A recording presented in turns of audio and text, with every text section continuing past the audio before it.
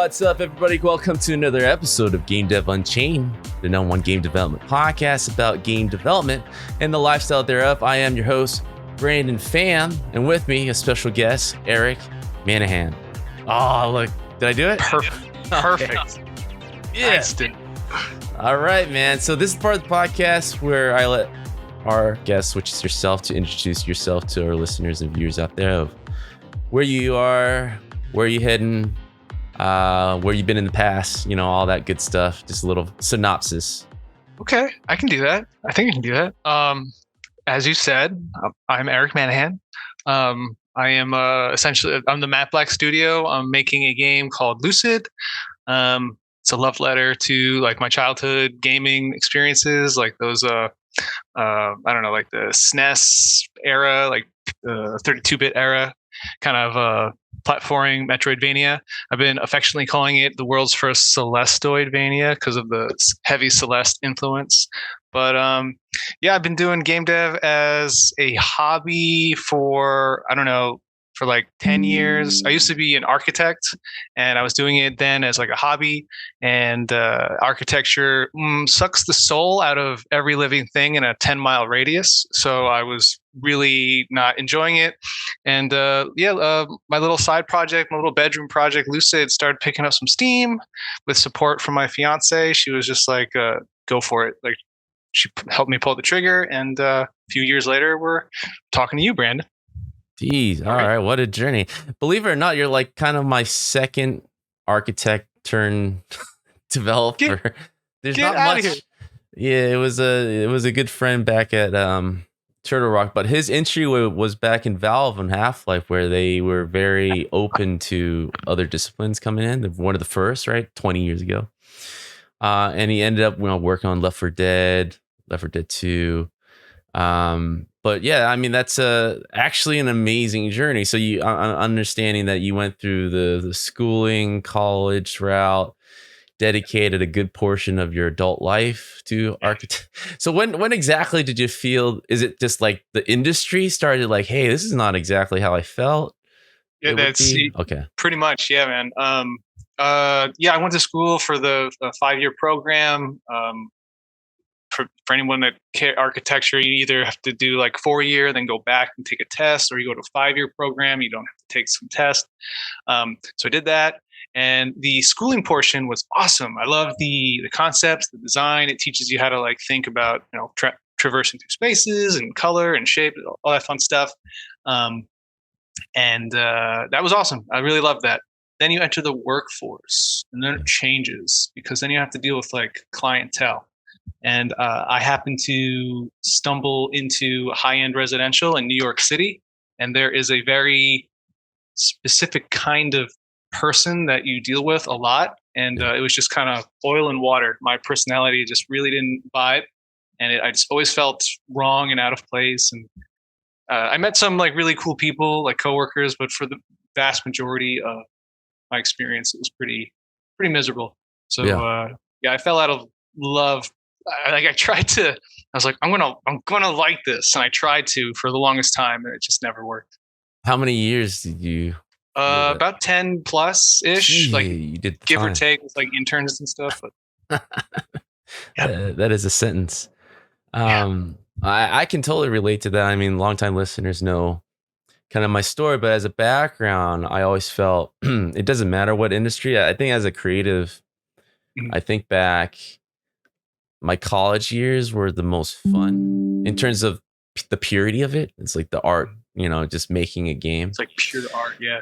But going to the industry, it's like you said, the political side of things, and it became less, as you climb the ladder, it becomes less and less about the art. It becomes managing a lot of people, right? Dealing with a lot of people. And the funny thing is, but like we found like really lifelong friends as well, right? The guys in the trenches are good. But anything outside of that was very deterring of our creative output. So it was a very similar journey, and a lot of people I think in AAA have the same exact feeling. A lot of what you see in games is that a return to more indie, more side projects, hustles, smaller teams. Just more. It's input. Like less, a little more like honed in creative vision, a team of. I've been doing my very best to work with people like are super talented and I respect, and but on the secondary, that's secondary. But first, just get along with and can like hold a conversation and just enjoy being around. That was a big priority to the little team that I've been developing behind the scenes. All right, let's get into the heart of it, man. We're talking about the passion project. So when exactly did you start tinkering? I mean, similar, I'm guessing with architect, well, completely different tool sets, right? But like sort yes of and no. Really? Are you guys using the same Maya Mac? I thought you had like your own, like, was it AutoCAD or like what was... my bad. Tool sets, like literal tool sets. Yeah. Sometimes I know the one I'm using for the game I'm making. You're right, like very different tool sets. But I've seen Maya used in architecture. I've seen like Rhino, Maya, 3D Max. But yeah, I'm a 2D guy. Okay. Oh, you're the straight up sketch guy. Oh my god, even more impressive then.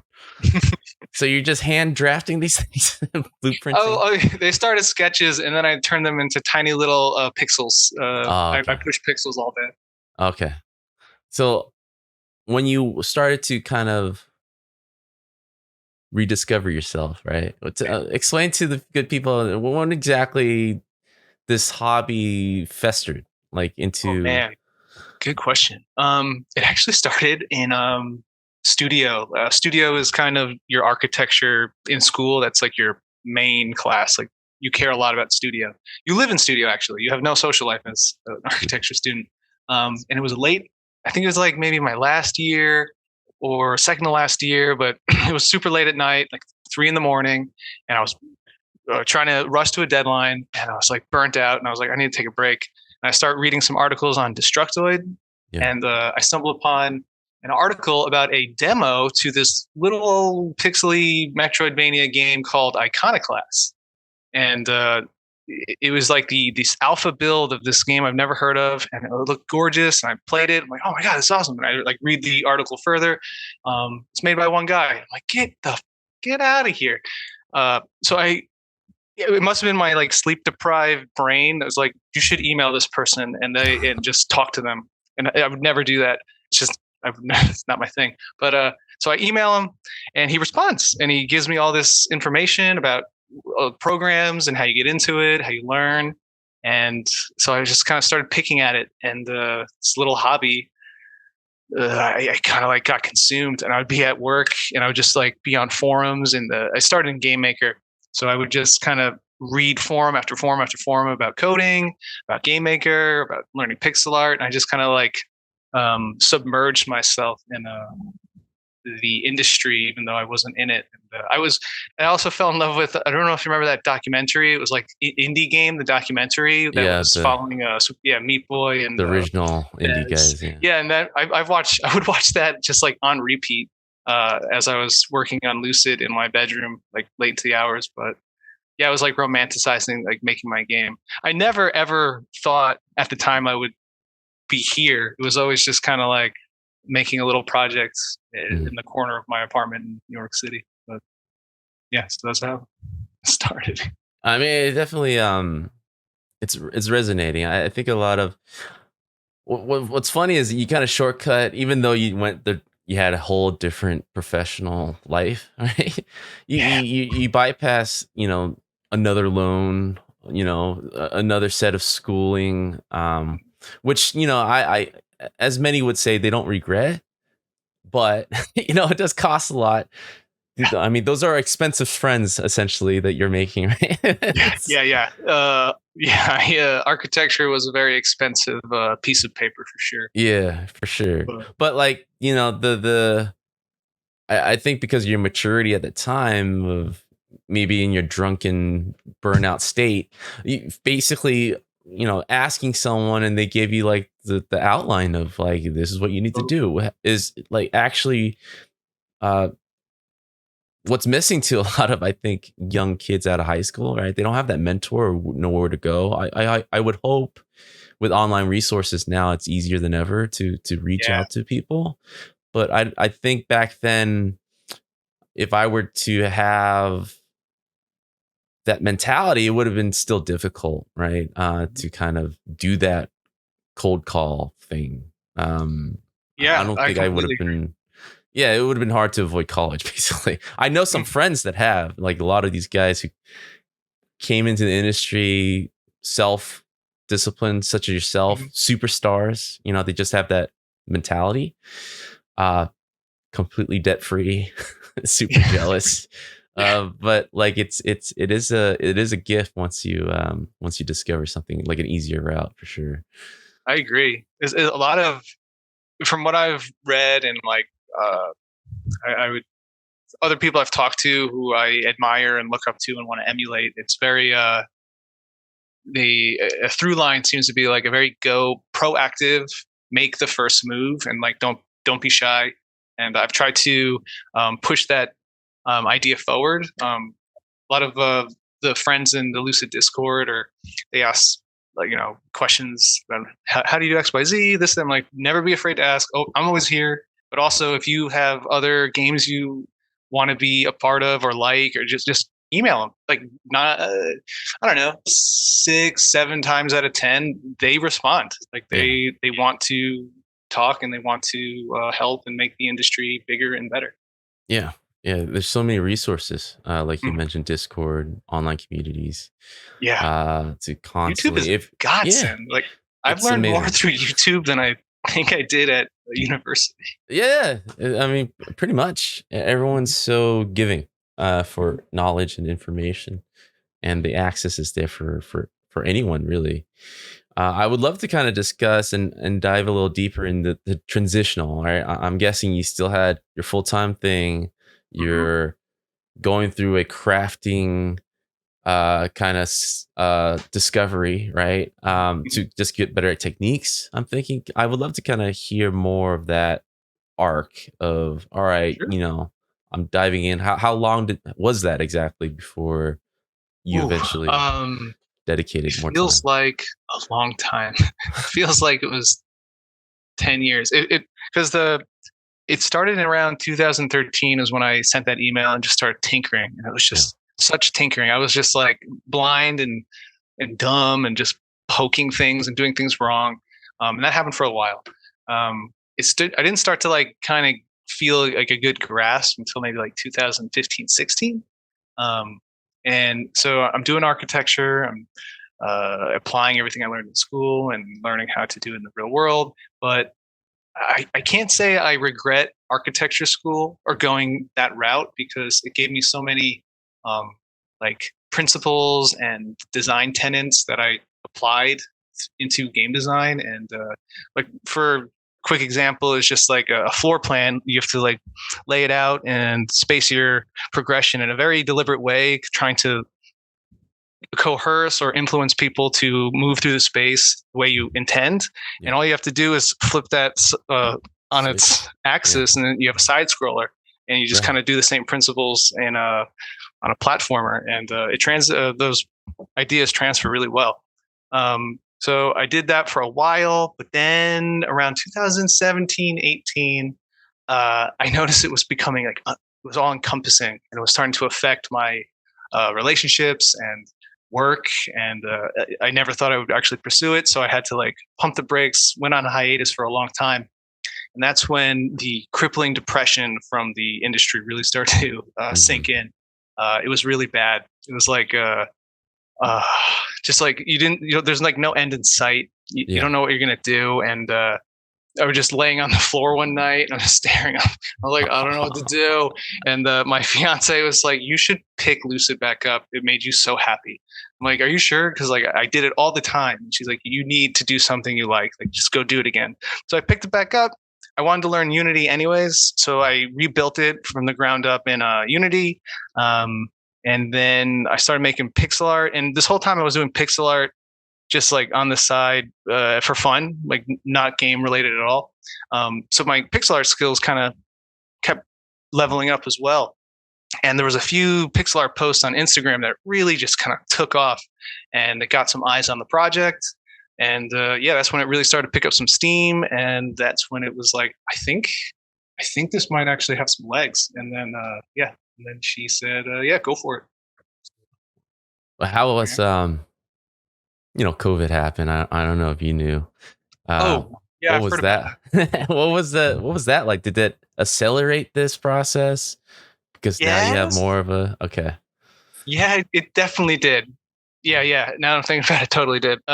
It was one of those work from homes where work from home was like the greatest thing for me. I just like For the idea of architectural, that is not a thing, right? Remote working is not a thing at all, or it is is it? definitely not a thing they like. They Okay. want to in the office. They tried pulling us into the office so hard, and I just like no, I'm not doing it. Can't make.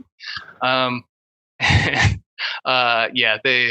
But so I was able to get my work done as quickly as possible. And what's great is once it's done, it's like it's done, and you submit it at the end of the day. And then in the between, I'm like, oh, I have all this time to work on Lucid.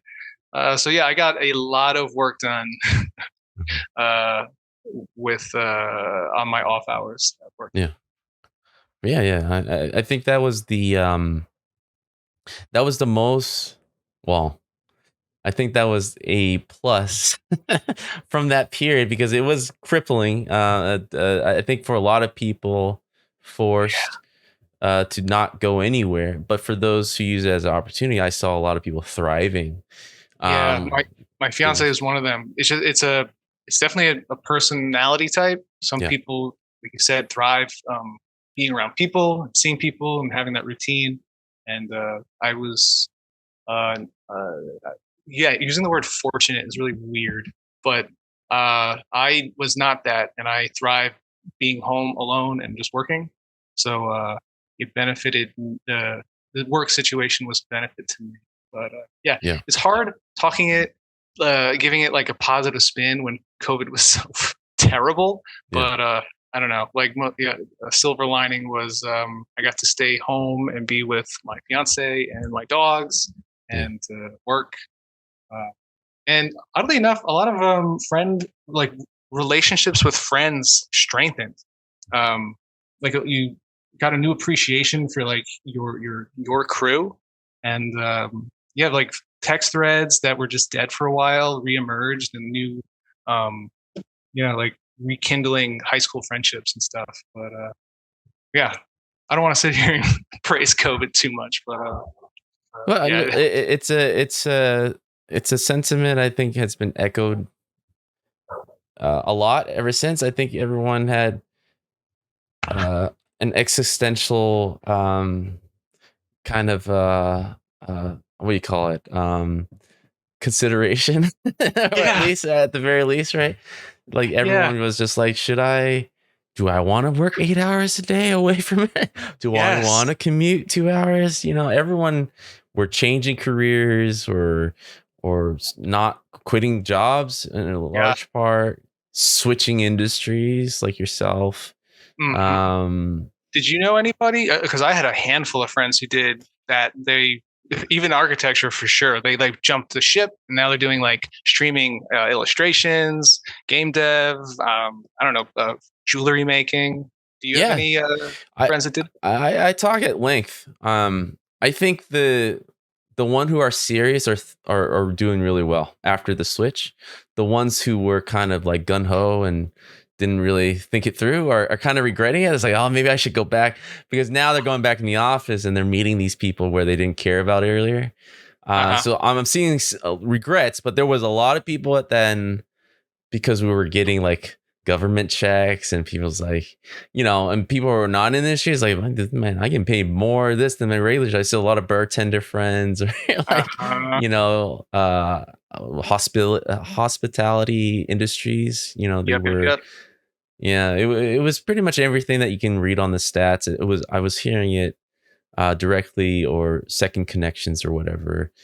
But overall, I think it was good because for those, it was a great time for everyone to experiment, right? Just to at Hmm. least get the curiosity out and have no regrets, even Yeah. if they failed or succeed, right? It's Yeah.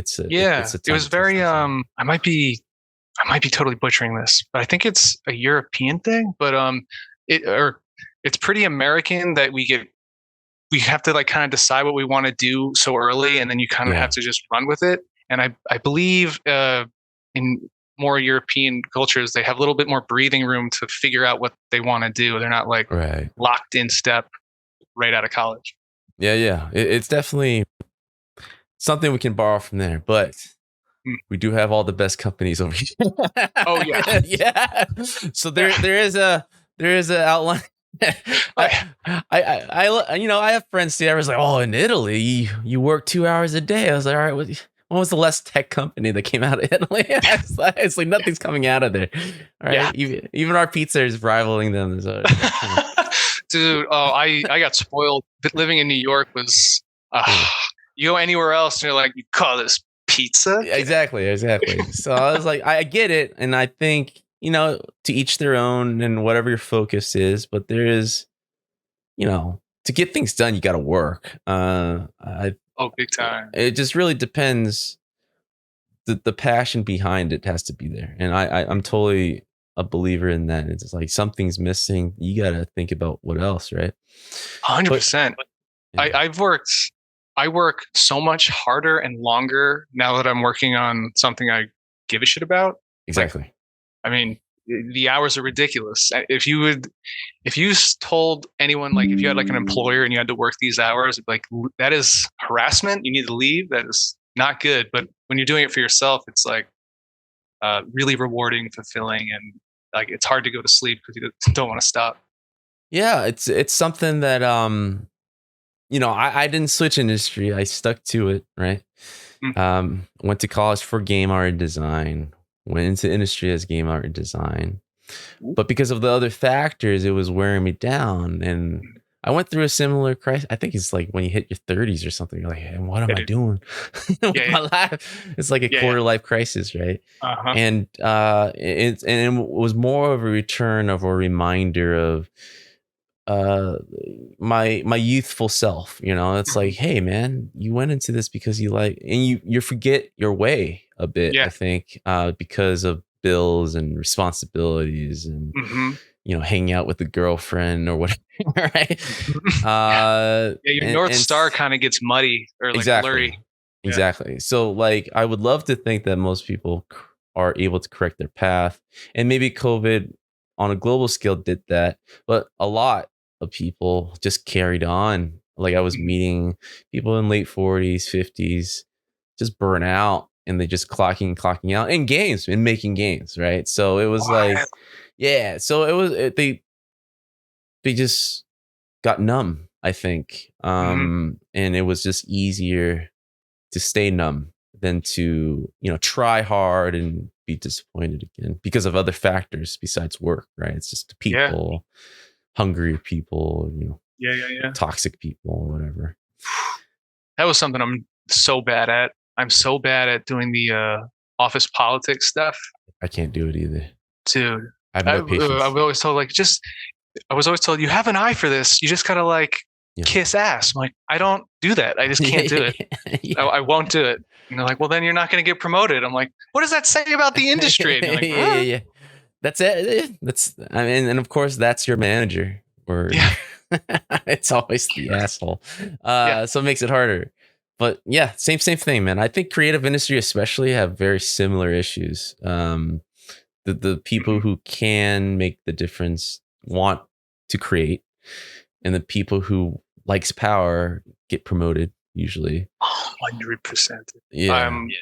The missus, she works for a I don't know if I'm allowed. She works for a super prestigious visual effects company, like the creme de la creme, and like over just hearing her meetings, and like the ego is like dead. Like everything before that, all like the lower tiered companies, they like want to have this bravado, and there's all this like political nitpicking and like sides. But like when you're at the top, like you don't have to have that ego, and they just respect everybody. Like it is something to see. Like I didn't think a company could operate this way, and it's super impressive. And like they're supportive, and it was like uplifting to know that like there are companies out there that like put the work first and like put the egos aside. That's good. Yeah. They probably went through a bunch of destruction states to get to that point. This is true. Yeah. Oh yeah. How did they get there? I'd like to think. Yeah. But getting back to you, man. So you went through this period, COVID accelerated, finally pulled the trigger, right? And during that time of development, were you building up like a community for reassurance? What was your kind of like support to kind of go forth with making it more of a commitment? What was the factor? Yeah, that's a great question. I was definitely building a community, and I think it was kind of happening without me knowing it. And then when I started to realize what was happening, I had to give it a home.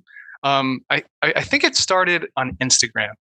I was super active on Instagram, and I was befriending a lot of these super talented people and really fun. And it really started to blossom when like it was starting to pick up steam, and I was like, I think it's time to make a Discord. I think I have enough interaction to warrant a place for everyone to hang out. And when I did, everyone came by, and it's one of the most, if without that Discord, I'd go crazy. But everyone's super supportive, and they help each other with their art. They've done projects together. They've been super interested in Lucid. Incredibly supportive and uplifting, and even on they sometimes operate like white blood cells to a wound. Well, or say like I'll make a post, and there's always somebody out there that'll be like, this pixel's off and it's garbage and it sucks and you suck too and you should just quit. And you're like, cool, man, thanks. I poured Get out of here, mom. yeah. And by the way, and your mom's ugly too. Thank you. But yeah, when that happens, I'm fortunate enough to have a community that'll come in and just kind of like bring positivity, and it's infectious. And once people start seeing positivity, it's so interesting to watch.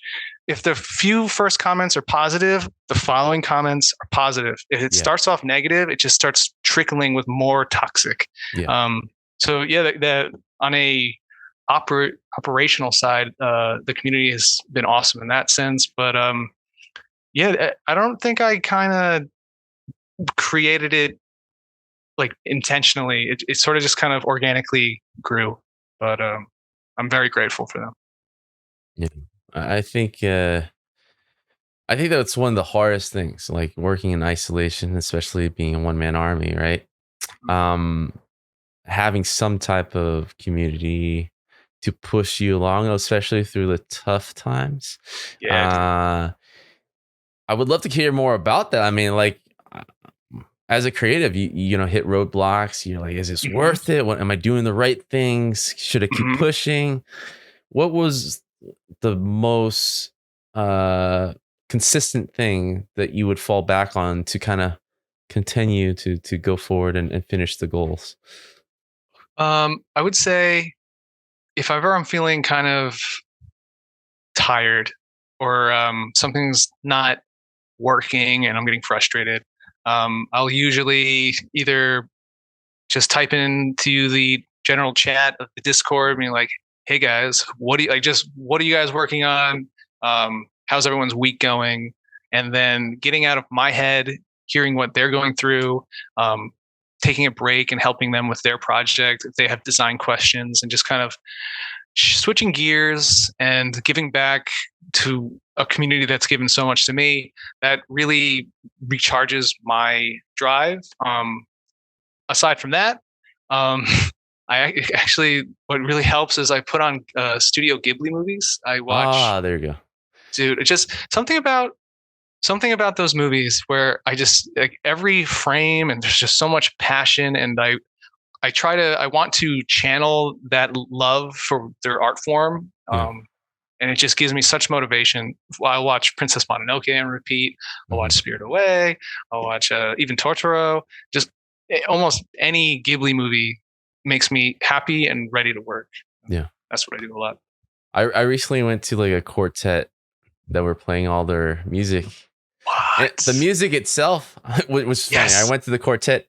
I live in Orange County. They had like a quartet, but at the same time, the composer was playing in Hollywood full at that same. I didn't know I would have went, but it was nice and intimate. It was like candlelit quartet. I mean, it was kind of. Oh, cool. that's awesome. But the music, yeah, I get the same feeling just by listening to the music. It just has like a very jolly, like youthful, spiritual, creative. I've been throwing around the term like optimistic melancholy. Yeah. Yeah. It's an atmosphere that I've been trying to like inject into every nook and cranny of Lucid, but I think Ghibli do it in spades, like effortlessly. It's just so beautiful. Like almost all their movies have this like dichotomy of like beautiful nature and then war, and then like there's a gray middle ground of like the cycle, very cyclical, very but they encapsulate this sadness but also this optimistic like hopefulness, and it's a very inspiring. Yeah, it's definitely art feeds into art for sure.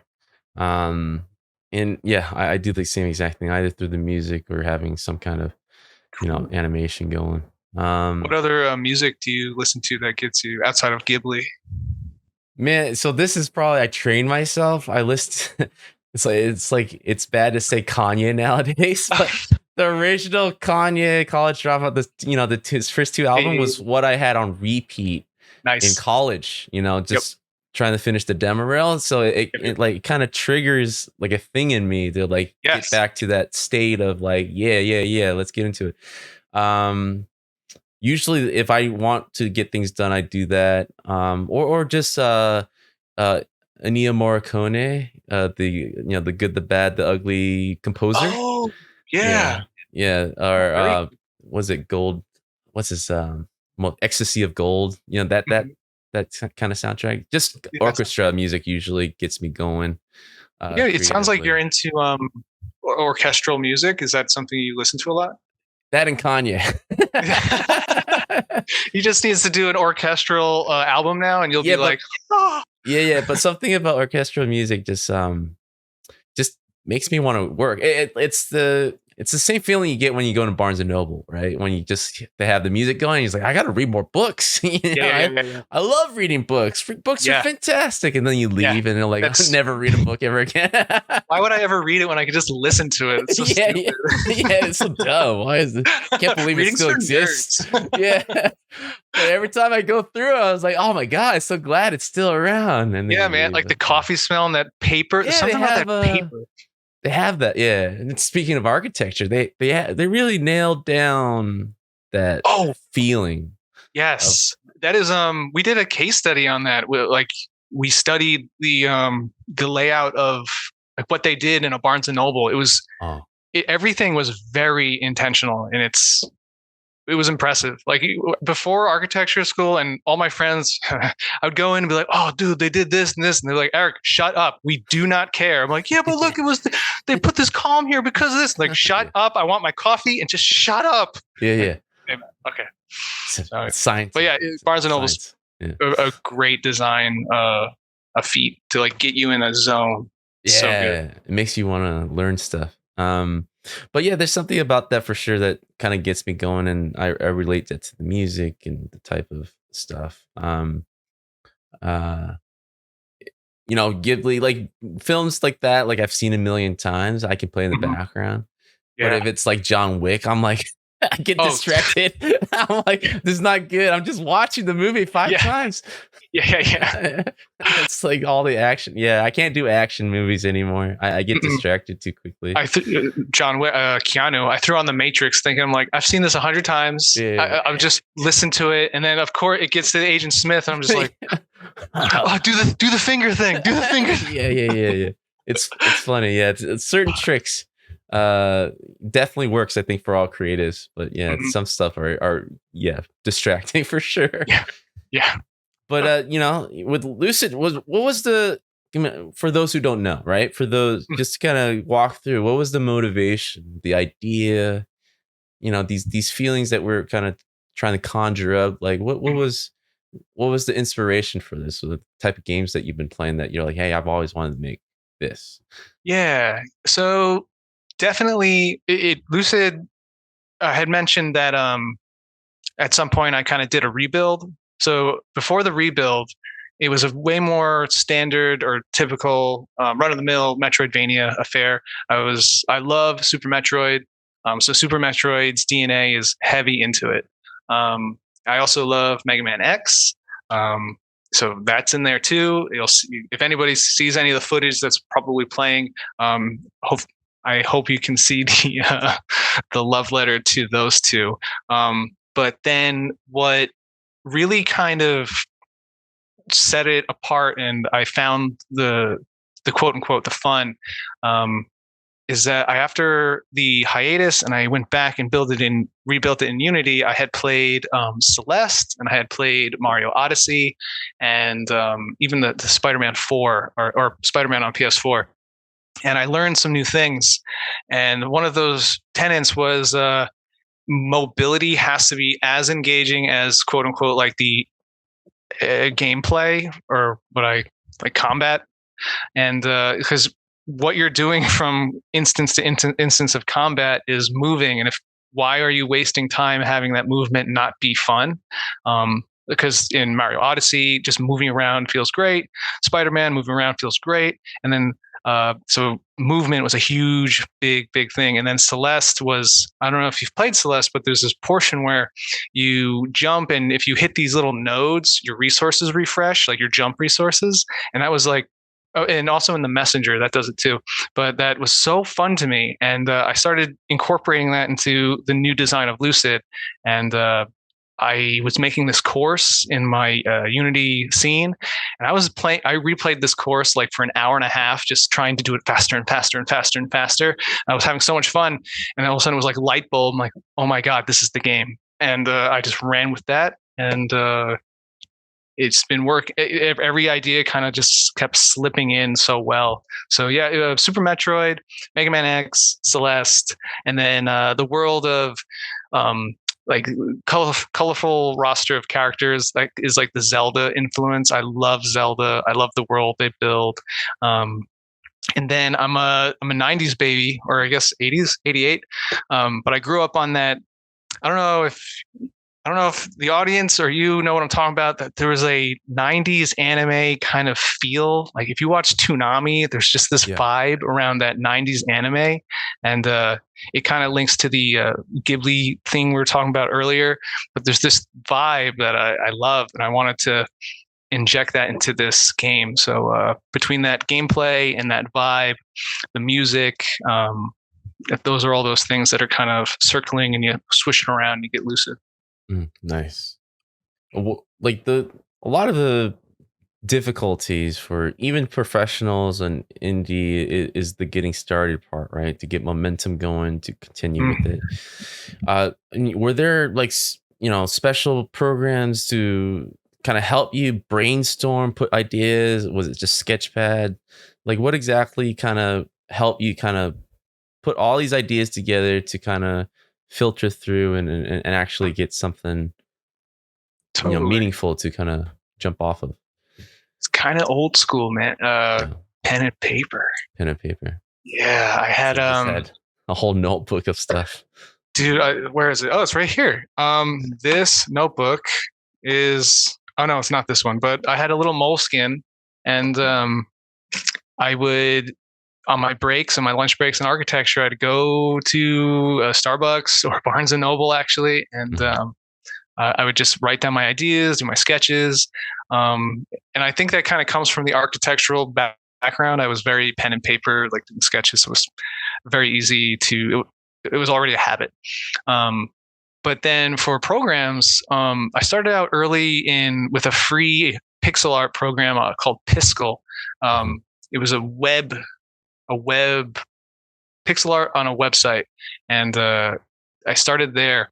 Eventually I got into Sprite, and I can't, this is not paid advertisement for Sprite, but I feel like I should be. I love their program, and I'm constantly telling everyone, if you want to do pixel art, pick up Sprite. It is fantastic for stationary pixel art or animation, both. It does both.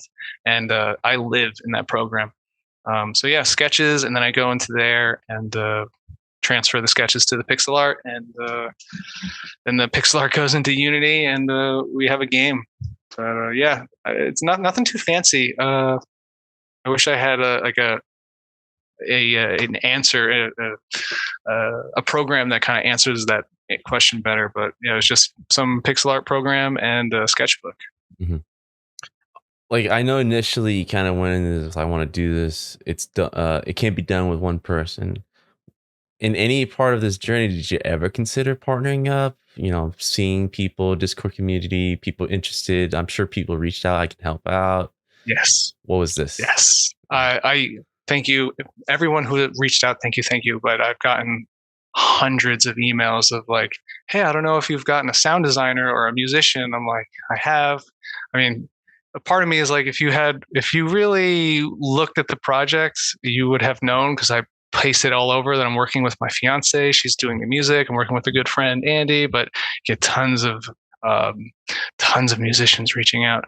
But yes, working with someone. It was really important to me for the longest time to be a solo dev. And I've been a solo dev for a long, long time. I just kind of romanticized. It was just kind of like all me. It's just me in this program, and it's me. But then, like you said, at some point, I realized that it was just what I wanted to make. If I did it all by myself, it would take exponentially longer. On top of which, I would have to learn more things. It would take more time, and I slowly began outsourcing a little bit of here, a little bit there, and I have a bunch of. I've been forming a team, and they're right now they're kind of like outside contractors, but hopefully, if this Kickstarter does well enough, it could be more of a full time or just get more work. Because I really enjoy working with this team. They're so talented. I have two musicians that have been doing phenomenal work. I have a coder friend who is a wizard. He can make anything. That it blows my mind. Who else? We have oh my gosh, a promo artist, Psycho Ramen. He breathes life into my characters. I mean, I really enjoyed working with people. So I'm trying to make this Kickstarter as successful as possible, so we can work together and make Lucid as big and as powerful as it possibly can be. All right, well, let's talk about this Kickstarter. So, I think for a few years, maybe I think it got really big in 2015, 2016. The idea of straight to the customer funding, right? Yeah. And then a bunch of scam artists took notice. Dude. And it kind of ruined that a bit. And there were others that I think were trying. I think at some point there was like guys from Obsidian teaming up to kind of make their own, and it's more like an investor version of it, but I don't think it did anything from time to time. And then Kickstarter came back even stronger with a lot of board games, analog games, card games. A lot of games that you go to Target started in Kickstarter are on their shelves, which was amazing. And then, now you're starting to hear more like serious indie games are still having success on Kickstarter. So, I'm sure like you guys were planning this, like what were the avenues that you were thinking, and where is Kickstarter now with all this, just as kind of like a casual observer? Oh yeah. Yeah. It's an ecosystem for sure. And it's really an interesting one. Because like anything, you think you see it and you're like, oh, that's that. And then you get in there and there's like a billion rules and regulations to like, if you follow these, you'll do better. And here's some tips and tricks. So Kickstarter, like you had said, I didn't know there was like scam artists. I didn't know that was a thing. And people were asking like, so how do we know you're not going to like take the money and run? And I was like, that's an option. But I basically just have like, please look at the work, the amount of love that's into it. Like there's just no way it's just not going to happen. On top of which I've partnered with a publisher, and I'm like contractually obligated to make something. So on paper I have to make something, and also this is my life. I would never ever do that. Also, I'm not a scumbag. But yeah, it's Kickstarter's an interesting one. It's I'm trying to make it so that it's very incentive. People are incentivized to back the Kickstarter for like exclusive stuff. Yeah. So a big part of Kickstarter is like what makes it special, like why do it now? And usually it's bought with like a quote unquote like a discounted price or a bunch of like Kickstarter exclusive in-game items, be it skins or talismans that are like items in games that alter your player character. Wallpapers, physical media, albums. Well, I can say for Lucid's Kickstarter, there's a bunch of digital rewards, little goodies that people will get, and it's going to be a big illustrated digital map of the world, and it's made by this super talented artist. I hope I'm saying your name right, buddy. Hugo Piera, I think that's how you say his last name, but he's super talented. We haven't announced it yet, but I think by the time this airs, we will have. If not, whatever, it's a surprise. But yeah, super awesome digitally designed map. Also, there's going to be a prequel comic done by Ray. Geez. Last name, I think his last name's Cadbury. Sorry, Ray. Love you, buddy. But he's an awesome illustrator making this beautiful prequel comic. There's also going to be a Lucid album. What else is there? An art book. And then a bunch of wallpapers. And that's just every backer gets those digital goodies. And then on top of that, there's I think I lied. I just misspoke. At a certain tier, you get those? I forget. But yeah, there's a bunch of incentives and goodies with Kickstarter that make people want to be feel like a part of this project because they're going to have an intimate relationship with me being the dev. They have like a direct line of like, hey, what if it did this? Or hey, I don't like the way this works. So it's for people that really want to feel like a part of a passion project. At least that's what, from my optics, that's what Kickstarter is to me. For real, yeah. I think the industry itself, just naturally, we like stuff. I don't know if anyone ever made this connection, but to me, like Kickstarter, I feel had a lot to do with the streaming revolution. That's my take. How so? I just came up with it. Yeah, well, I mean, as a streamer, and they get their donations through Twitch, there's a lot of contribution. I want to be a part of this, right? There's a lot of like support directly from viewers and customers. Yeah. And to me, that didn't exist until Kickstarter came along. Even Patreon, a lot of what they do is modeled after what Kickstarter, created. Yeah. And I can see that.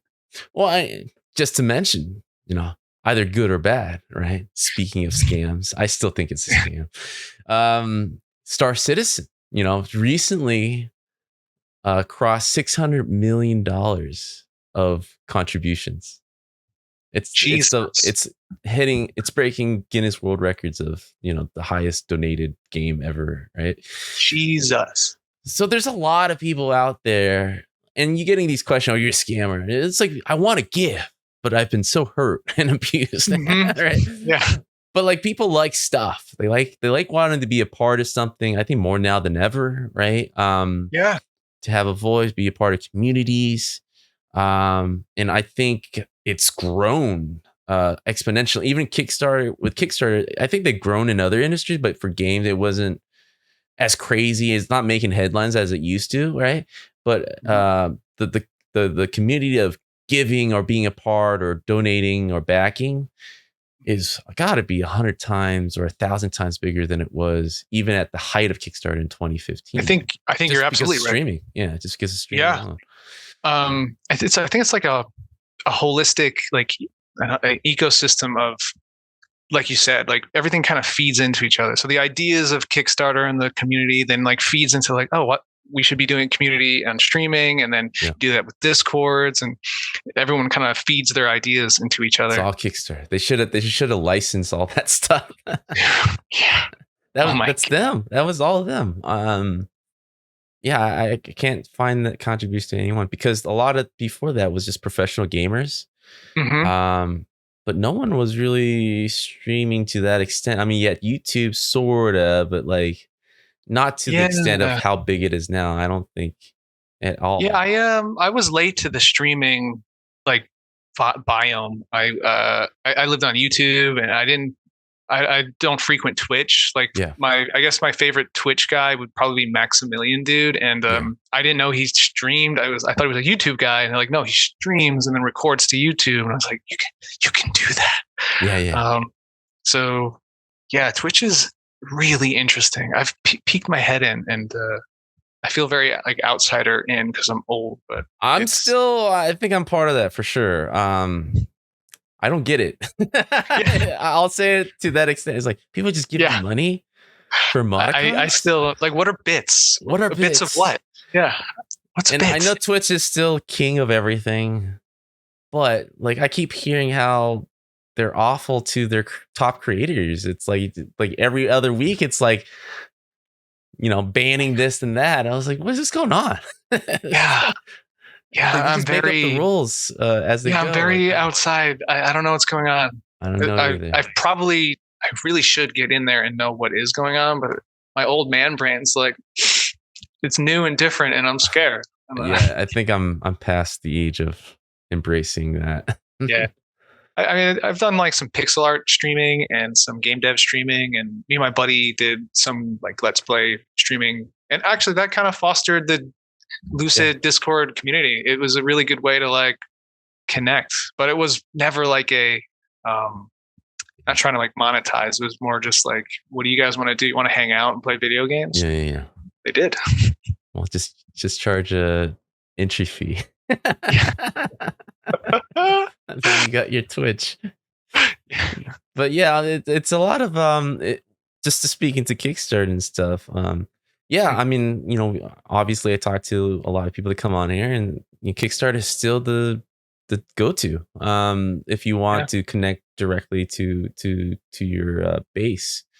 100%. And then what I usually see is that eventually maybe that branches to a Patreon or something, but like there's a lot of validation still with Kickstarter. I mean, the system works, right? It is a lot more self-promotion than it used to be. And it still has a very large community there. I mean, they have really the front page, the feature, they do help, it seems, right? It's so much bigger than I thought.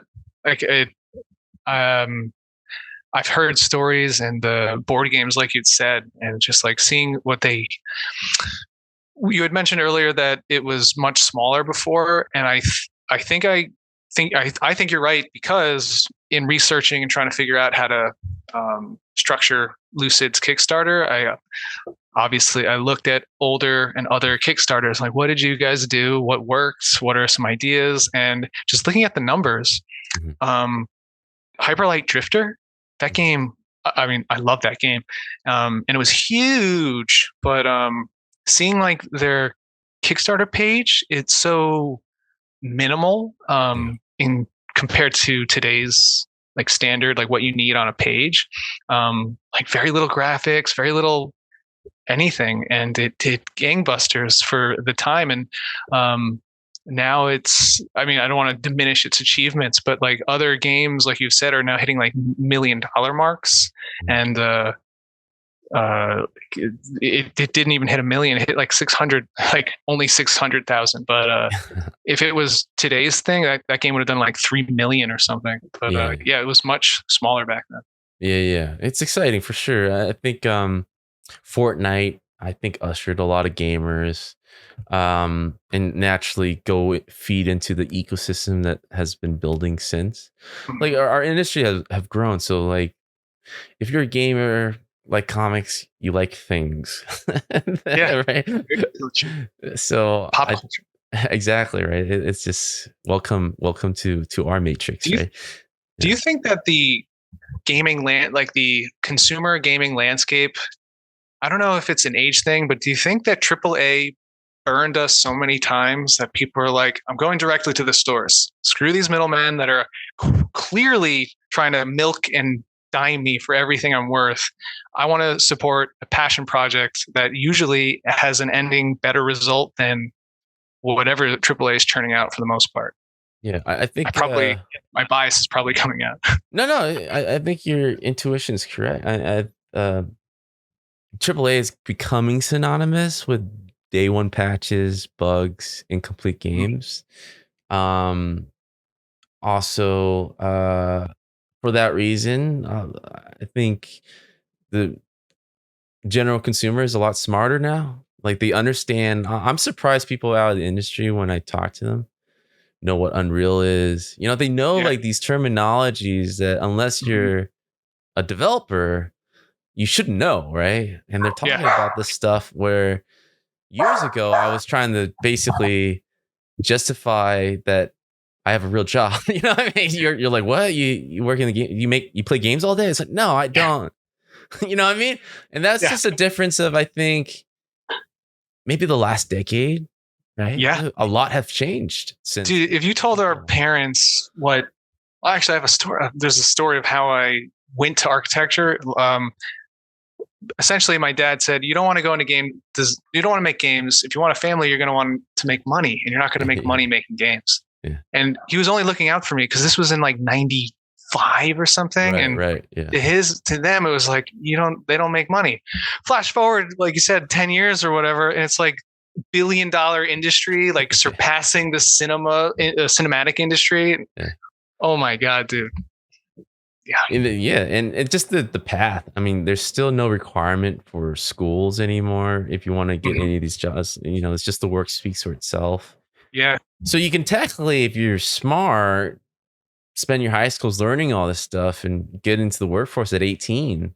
Yeah. And then, the salaries, when you climb the ladder, is just a lot of respect, equivalent to like doctors, you go all the way to Facebook, to Google, to all these tech companies. They're paying bonkers for the same skill set. It is a growing, and it's not just games. You learn these tools, you can use it in film and other industries now.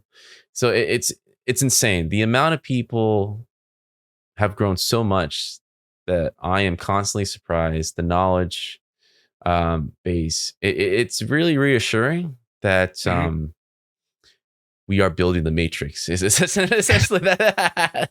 Yeah, man. The Matrix is a video game, right? That's been my theory. So it's going to be ruled by a bunch of game developers. Scary, right? I think you're right. Yeah. I mean, game design is like the epitome of every art form. Like every single art form can be like injected into making a game, or some game can have it all in there. It's pretty wild. It's getting there. So yeah, I welcome our AI or not AI, our overlord. Game dev overlords. It's the same thing, dude. AI game dev overlord. It's the same. Like, you think it's a coincidence that's all happening at once?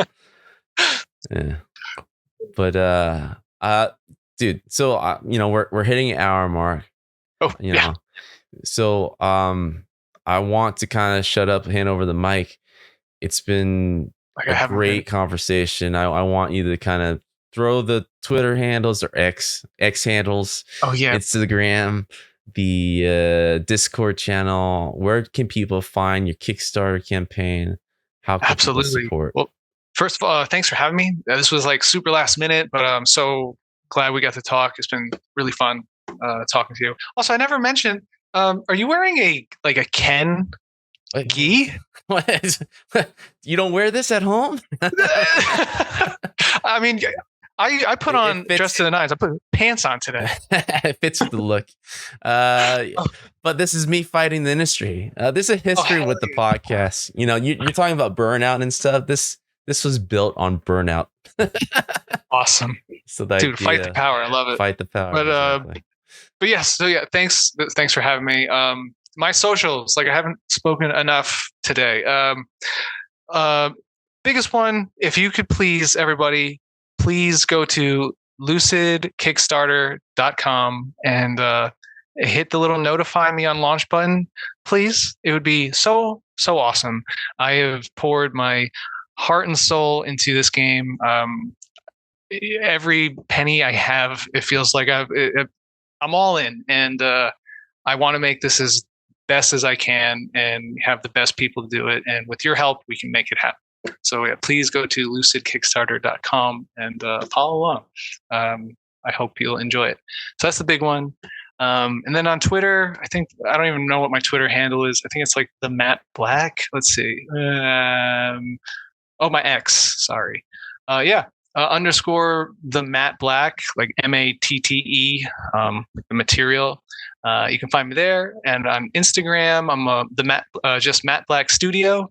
I post a lot of updates, a lot of art, a lot of gameplay, mechanics, lore. Every post gets a little bit of lore, and we actually didn't touch much on it, but Dark Souls was a huge influence on me. I love FromSoft, and it's mostly not so much the difficulty portion, but the world building. I love telling story through environment and items. And so if you like lore, check out the Instagram and try to piece together the little tidbits I've been trickling out. But yeah, I also have a Facebook. There's a Discord. On all the socials, you can find the Discord.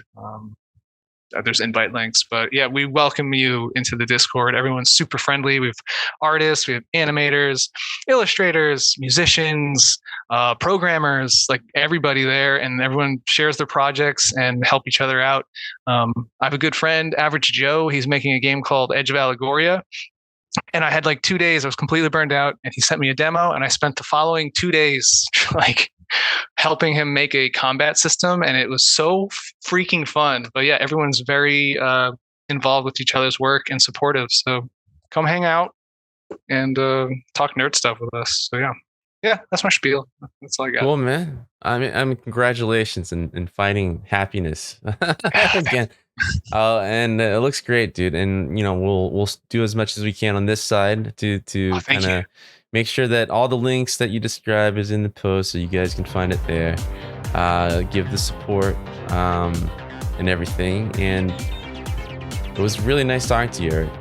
Same, man. I hope I can see you again sometime. It was super fun. Well, yeah, we're friends for life, man. Don't worry about it. Yes. Cool. All right, guys. See you next week. Hello, everybody. Brandon here. I want to talk to you today about something very special. We've been on this wild ride together, haven't we?